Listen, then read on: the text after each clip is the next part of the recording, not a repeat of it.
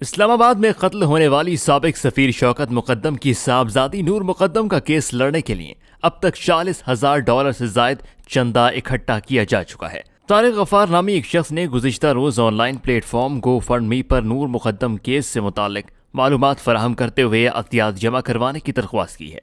اس plate form پر بدھ کے روز شروع ہونے والی مہم کے بعد صارفین اپنی استطاعت کے مطابق ڈالرز میں عطیات جمع کروا رہے ہیں۔ مہم کے بانی اور فنڈ کے منتظم طارق غفار نے گو فنڈ می ویب سائٹ پر نور مقدم کی تصویر شیئر کرتے ہوئے لکھا کہ ماضی کے تجربے کے مطابق یہ مقدمہ ممکنہ طور پر ایک طویل عمل ہوگا جس میں قانونی چارہ جوئی کے متعدد مراحل شامل ہیں۔ عطیات جمع کرنے والوں کو یقین دہانی کرائی گئی ہے کہ اس پلیٹ فارم کے ذریعے جتنا بھی فنڈ حاصل کیا جائے گا وہ سب نور کا مقدمہ لڑنے کے لیے استعمال ہوگا۔ طارق غفار کے مطابق اس کیس کے بعد بچ جانے والی رقم سے گھریلو تشدد کا شکار ہونے والوں کی مدد کی جائے گی۔ یاد رہے کہ پاکستان دارالحکومت اسلام آباد میں 20 جولائی کو سابق پاکستانی سفیر شوکت مقدم کی صاحبزادی نور مقدم کو بے دردی سے قتل کر دیا گیا تھا۔